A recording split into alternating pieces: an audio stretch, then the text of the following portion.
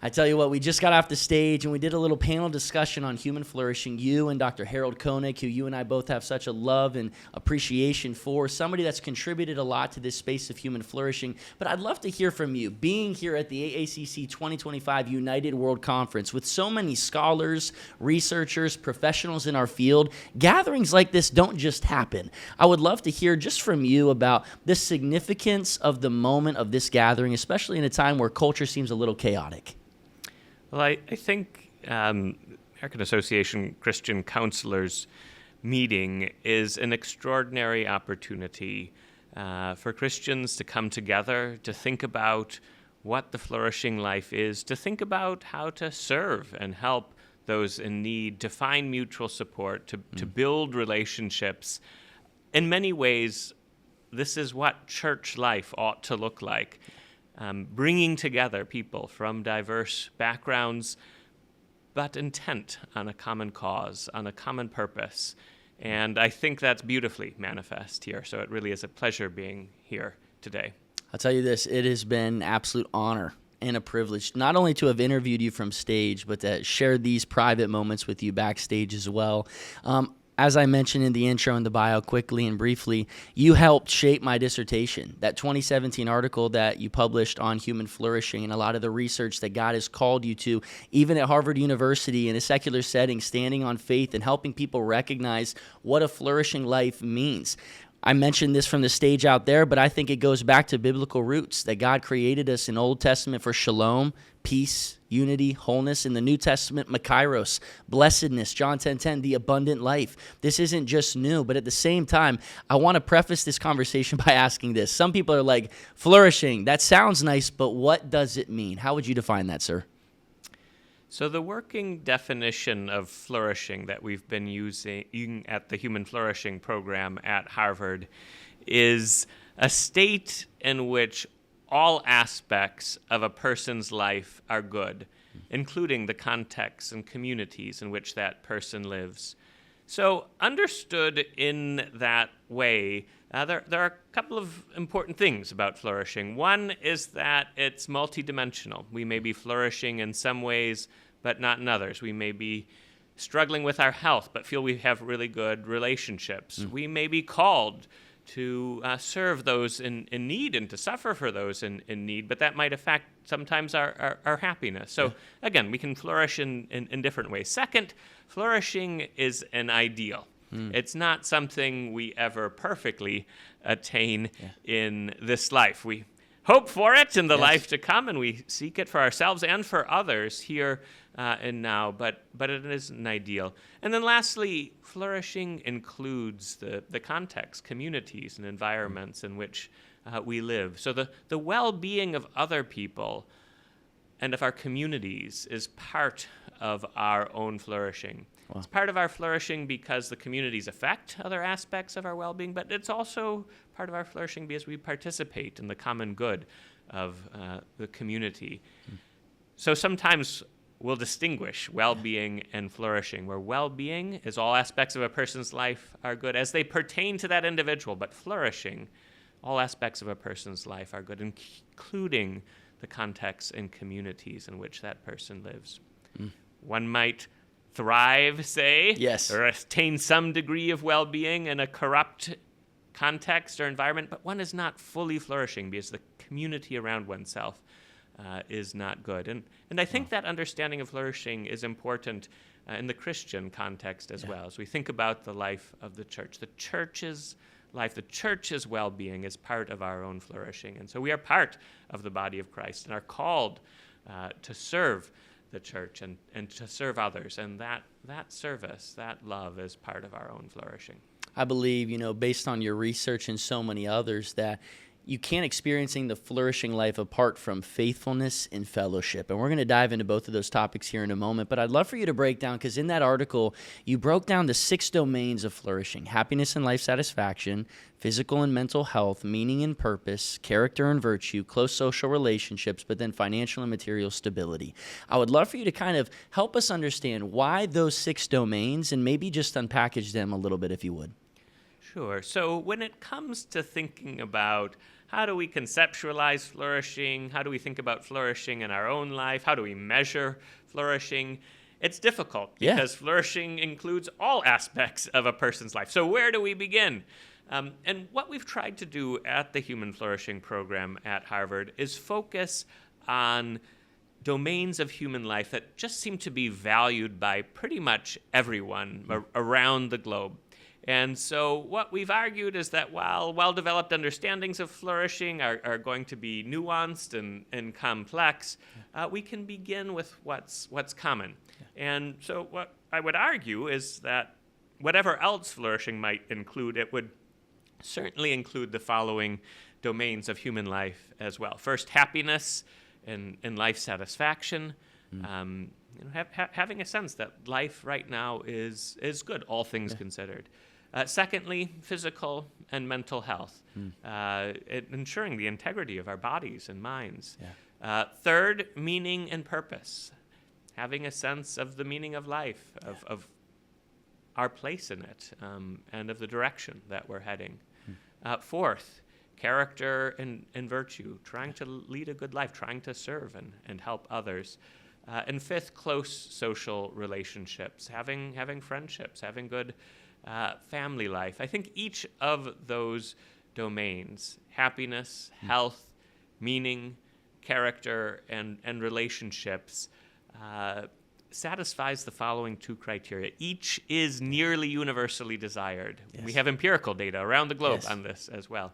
And each is an end. It's sought for its own sake. It's not merely a means to some other end. And I think those two criteria, being nearly universally desired, being an end, can help shape some consensus around what to measure. Now, we do add to that a sixth domain, financial and material stability, is important means to sustain those other ends, and it's important to look at that as well. And for many people, that's what they're struggling with. Right. So it's important to look at that. So again, the argument's not that these exhaust flourishing, and certainly from a Christian understanding, our spiritual well-being, our faithfulness to God is central, is the most important element. But when we're trying to do this work on flourishing in more pluralistic contexts, it can be helpful to look at those six domains because everyone values them. Everyone thinks they're important. Absolutely, and they're incredible domains. Like you said, they're buckets that we need to look at and compartments that really create this flourishing in this full and this abundant life. You also talk about 4 pathways to flourishing. You mentioned family, you mentioned work, you mentioned education, but then you mentioned religious community or faith. Speak to those if you would as well. Sure. So obviously we all are seeking flourishing, and hopefully as a society we're aiming at societal flourishing, but that gives rise to the question, how do we promote flourishing in practice? And what sorts of communities and institutions and practices are conducive to flourishing? And so in this 2017 paper in the Proceedings of the National Academy of Sciences tried to do a literature review on what is it that promotes flourishing. And in doing so, essentially took the perspective of my own discipline of public health. And in public health, we think about the public health impact of phenomena or exposure, intervention, as a function of 2 things. First, how common it is in the population, and secondly, the size of its effects. Something that's common, that has large effects on the outcomes that we care about, is going to shape population health. And so if we use that lens for something like physical health, we're led to things like adequate sleep and good nutrition and not smoking and exercise. But if we apply that lens not just to physical health, but also to happiness, mental health, meaning, character, relationships, the list looks rather different. And so based on a synthesis of the more rigorous longitudinal studies that had been published on these different aspects of flourishing, that literature review suggested 4 pathways, and that was family, work, education, and religious community. Evidence from strong studies that this is common in the population, both in the United States and globally, and that these things had, these communities, these institutional pathways had powerful effects on each of those flourishing outcomes, on happiness, health, meaning, character, and relationships. So the argument's not that that's exhaustive of Yeah. what contributes to flourishing. Deep engagement in the arts, for example, might contribute to those flourishing domains for some individuals, but that deep engagement might be a little less common Yeah. in the population. But the argument's not that it's exhaustive, nor that every one of those pathways is absolutely necessary. One might flourish in the absence or one or more of them. Rather, the argument's that each of these pathways, work, family, education, and religious community, powerfully affects flourishing. And so if we were to pursue them as individuals and to strengthen these pathways as a community in our policy work, that population flourishing would increase. Dr. Tyler VanderWeele, as I'm thinking here, we've talked a lot about what it takes to promote human flourishing. Now my mind's kind of going the opposite direction. I wonder what are some of the significant factors that might prevent that very thing? Because I'm thinking about the domains and I'm thinking about the pathways. I'm interested, are there maybe one or two significant catalytic factors that might actually prevent me, the listener out there, from experiencing the flourishing life? Could that be isolation? Could that be constantly living in a space of cognitive dissonance where my choices don't align with my beliefs and my values? Could that be purposelessness? Could that be injury? Whatever it might be, anything that you would say, man, if these two things might be present in your life, you might be prohibiting the very thing that God created you for? I think one way to try to answer the question of what might be inhibiting our flourishing is perhaps to look at what's happening with young people today. Wow. And if you look at patterns of well-being and age, in the past those tended to be U-shaped, where younger people and older people tended to report higher levels of well-being, and those in midlife, perhaps struggling with young children and aging parents and career challenges, tended to report lower levels of well-being. Yeah. But what's been happening over time is that left part of the U has been flattening. Young people are not doing as well as they used to be. And now what we find in the United States and in many other countries as well, including Argentina, Australia, Brazil, United Kingdom, is that flourishing is increasing in age, and in the United States, increasing in each of those 6 domains. So it's a real cause for concern.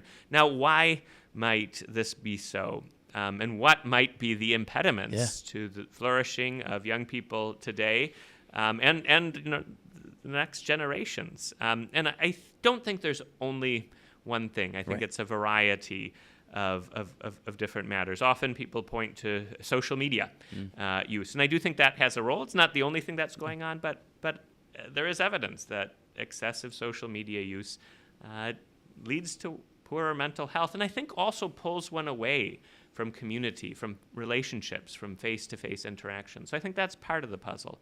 I think another part of the puzzle is economic opportunities for young people today. And I think we need to pay attention to that as well. Are we investing sufficiently in the opportunities of young people? I think that relates also to policy decision-making at the national level and other respects. I think during the COVID-19 pandemic, for example, policy was not oriented towards supporting the well-being of young people today. And I think that came up especially with regard to relationships and community. Everyone, of course, suffered from the restrictions that were in place, but I think it affected young people disproportionately, because if you have relationships, if you have communities, you can sort of sustain them by phone or a Zoom call, but when you're trying to form those relationships, when you're trying to enter into community life, you really need that face-to-face contact.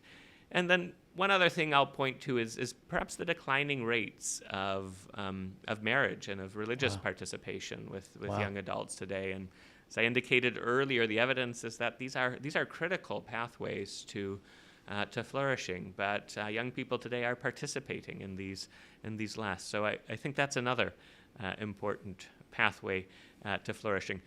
So if we were to take a step back and try to extract what's common with some of this, I do think relationships and community really are central. And so whether one's being distracted by social media or unwilling or unable to make that commitment to marriage or to religious life, or whether circumstances are such that one's opportunities are restricted from engaging. I think those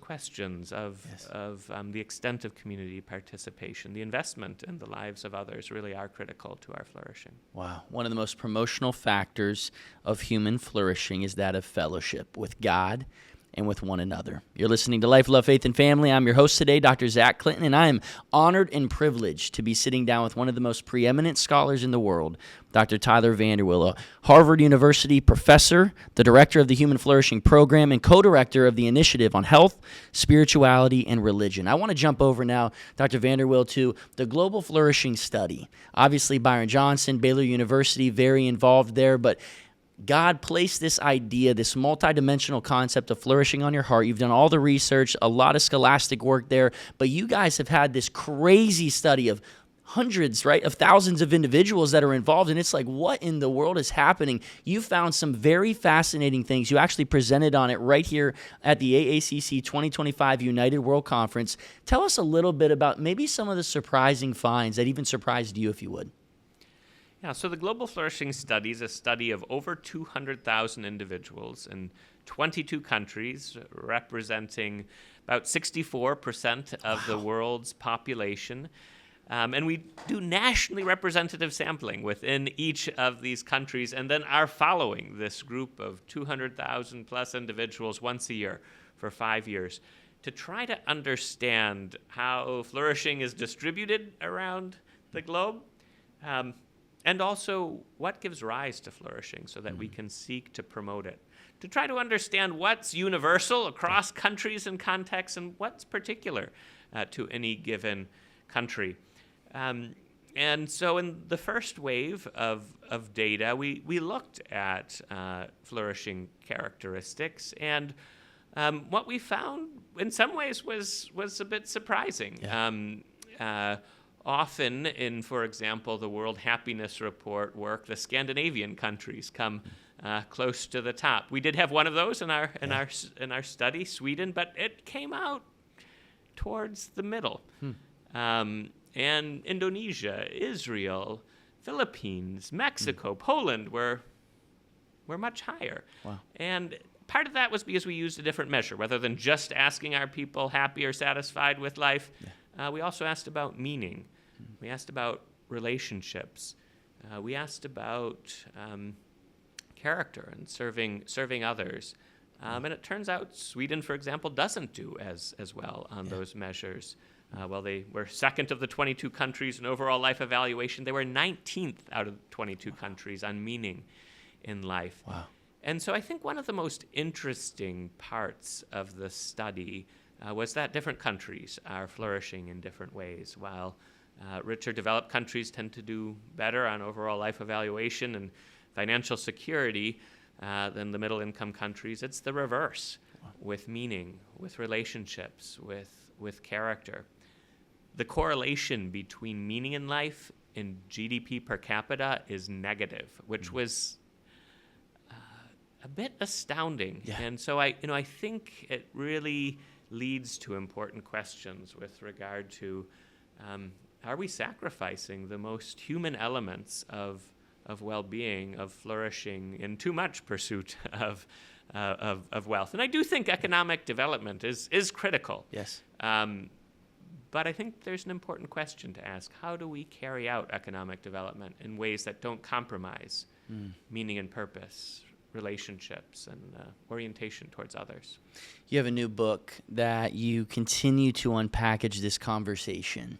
And, Aristotle, he believed that the greatest virtue that we should be striving toward in life was happiness. But in the Theology of Health, your book, you talk a lot about the idea of holiness. I would love for you to unpack that for us just for a moment, the significance of, again, living a life of meaning and purpose that's bigger than ourselves, especially as people of faith that really take pride in spirituality and anchoring ourselves in something deeper than just trying to live a happy life. Man, I want to live a holy life, Dr. VanderWeele. Why is that so significant? What have you found regarding that? Yeah, so, I do think following Aristotle and then later Aquinas, there are different understandings of happiness. And Thomas Aquinas draws the distinction between temporal happiness, imperfect happiness, here and now, and perfect happiness or eternal flourishing in the life to come. And I think a lot of what we are pursuing here and now, including the domains of flourishing that we've looked at, the imperfect happiness of this world, health, meaning, character, relationships. Those are important. Those are important in their own right. But I do think all of them ultimately are, or should be, oriented towards that perfect final happiness in God.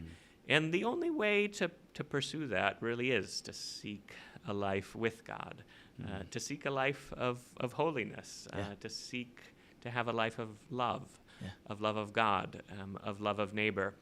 And I tend to think, and the empirical research suggests that when we do pursue that, when we do pursue the Christian life, and when we do participate in the life and community of the church, the temporal aspects of flourishing tend to also be enhanced. But there can be conflicts, certainly, and sometimes we may be called to serve others, even though it might compromise our health or our happiness in this life. And so I think in those situations, it's important to remember what our final end is, that perfect happiness in God, that communion with God that can only be attained by seeking to be holy, by seeking to live out that life of love. Dr. VanderWeele, any spiritual disciplines that strategically maybe stood out to you, even in your research or in maybe some of your findings? I know Dr. Harold Koenig does a lot in this space as well, but I'm just thinking about prayer. I'm thinking about church attendance. I'm thinking about being in God's Word. Anything that really stood out that helped enhance that pathway of faith to flourishing? From the empirical research looking at different aspects of faith and practice and subsequent flourishing, if we look at those domains of temporal flourishing, happiness, health, meaning, character, relationships, what really stands out is participation in religious community, showing up at church on a weekly basis. It's maybe surprising to some, but study after study indicates that weekly church attendance powerfully improves health, increases longevity, maybe by 7 years, decreases depression, decreases suicide, makes one happier, helps one to find meaning, builds relationships, and leads one to volunteer more, to care more for others. So these are powerful effects on important outcomes. So I would say if there's one thing that's emerged from the empirical research, it is go to church. Go to church weekly. Now, other aspects of the life of faith are, of course, critical. And our final flourishing, our ultimate flourishing, is really to be found in God. And for that, life of prayer is absolutely indispensable. And indispensable, I think, to leading one on that pathway to love, to holiness. The effects of prayer on temporal flourishing don't appear to be quite as profound, but effects on giving one peace, on relieving anxiety. And some of that might also be due to the life of prayer sometimes makes demands on oneself, leads one to sacrifice for the sake of others. Maybe the last practice I'd point to that has emerged from the empirical research is the importance of forgiveness, the importance of replacing ill will towards an offender with goodwill. And I think important distinctions can be drawn and have been drawn by one of the forgiveness experts, Everett Worthington, between decisional forgiveness and emotional forgiveness. Decisional forgiveness is that commitment to forgive. Emotional forgiveness is the healing of emotions. And that can take time, even if we've made that commitment to forgive. But that distinction can help us understand the command in scriptures to forgive.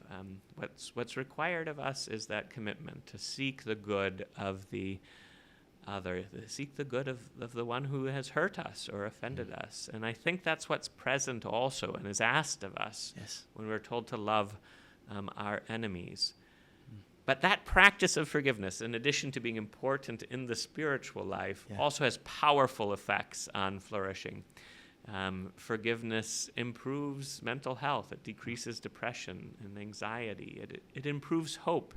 And we found in a recent randomized trial of a forgiveness workbook intervention using Everett Worthington's REACH model, that use of that workbook to facilitate forgiveness also improves those various domains of flourishing. So I think forgiveness is a practice that's important in the Christian life, and that we now have resources to know how to help people forgive who want to do so and are having trouble. And I think the employing of those resources, those forgiveness workbooks, and forgiving those who have hurt us really is an important pathway to flourishing. Church matters. Prayer matters. Spending time in God's presence matters. Forgiveness matters. These things matter more than you know. And I would hope and pray that all of our audience would continue to lean into what God has for them in this particular season of life.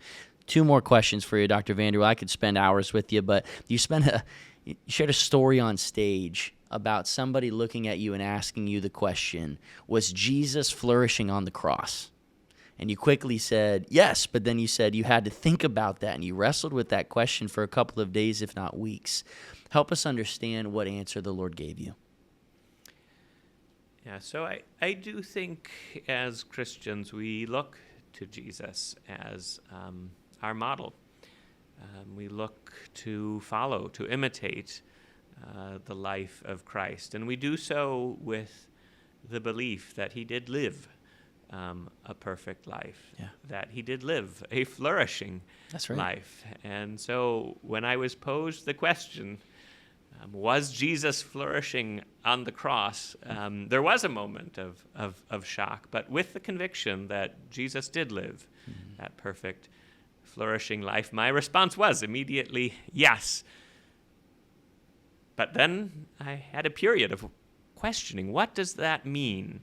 Why do I believe this? What does flourishing look like if it looks like Jesus on the cross?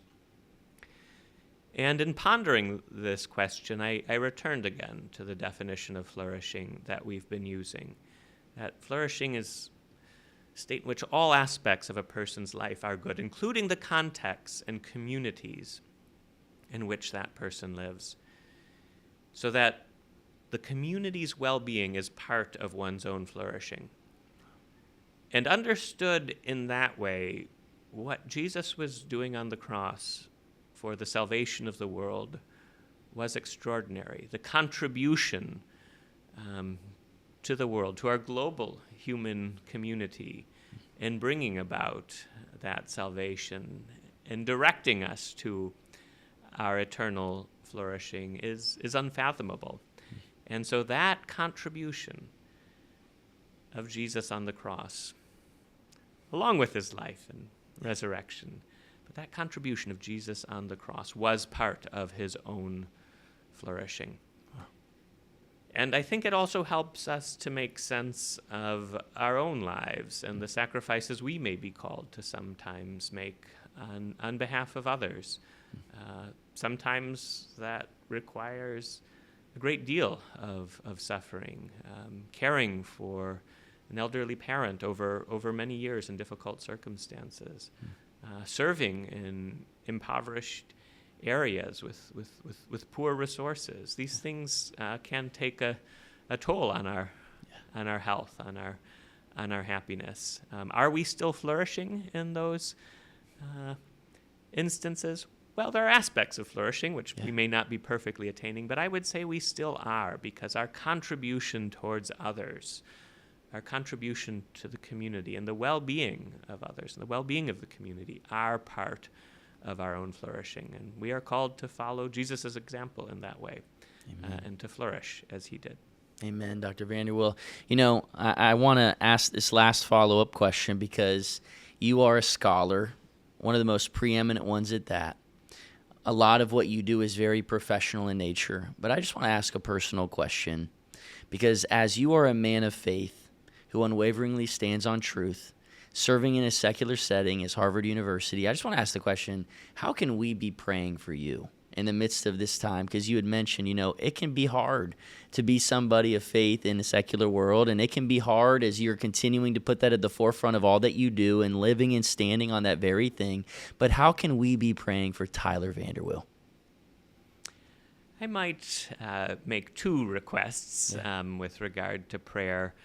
One of which is I am tremendously grateful for the opportunities that we've had at the Human Flourishing Program and the opportunities to try to promote flourishing around the world, and value those tremendously. In many ways, it does feel that it is God's empowering work that has allowed for that.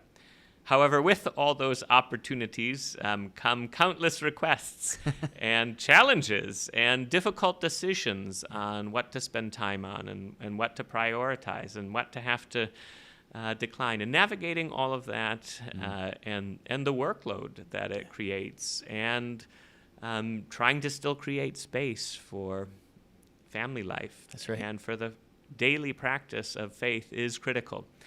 So I would appreciate wisdom and strength to make the right decisions, to prioritize the right things, and to promote flourishing in all of these ways as best I can. Most definitely. And secondly, perhaps also faith and strength in the context of Harvard University. Harvard University has been in the news rather a lot of late, and is facing its own set of challenges, ranging from funding to questions of academic freedom and freedom of speech. I've had my own difficulties and challenges there in that regard as well. But I do think it's an important institution, and I think it does shape the thinking of many of our future leaders. And so it's the place that I feel called to serve at present. And so maybe prayer for a continual reminder that my work there, that my service there, and sometimes, truth be told, my suffering there is itself part of my own flourishing, because good is being done, and it is important to love and to serve wherever we find ourselves. So prayer in those two areas for sort of workload, perseverance, and wisdom, and for living out a faithful life at Harvard would be much appreciated. We will most definitely be praying for you, my friend. You're doing missional work. We'll be praying for discernment, for wisdom, for boldness, for courage, and we'll be praying for you and your family. I know you mentioned your bride of 11 years, your children who are 9 and 7. I'll just be praying that God would continue to do his work in and through your life and leadership. Last but not least, where can our audience go to find out more about you, but also maybe to find out more and maybe even be a part of, get their hands on some of the Global Flourishing Study work? So you can find out more about our work at the Human Flourishing Program on our website. And in addition to the research that we're doing on different aspects of flourishing and religious communities as well, we also have more practical resources. How are we trying to promote flourishing in schools and in universities? What we're doing to try to promote forgiveness globally. We also have a free flourishing app that you can take a look at with some of the activities that are conducive to flourishing. So feel free to take a look and make use of the resources that are there. You can also go to the Global Flourishing website for some of the more academic studies if those are of interest, but we are continually in the process of trying to translate that into how to advance flourishing in practice. So again, more on our website, and very much hope and pray that each person listening to this will be seeking a full flourishing in this life and ultimately with God in the life to come. Dr. Tyler VanderWeele, I just wanted to say one more time, thank you. Thank you for the work that God has called you to. Thank you for championing these efforts in this concept of human flourishing. Our prayers are with you always. On behalf of my dad, Dr. Tim Clinton, all of us here at Life, Love, Faith, and Family and the American Association of Christian Counselors, I'm Dr. Zach Clinton. Thank you so much for joining us. It's been a pleasure being with you today, Zach. Thank you.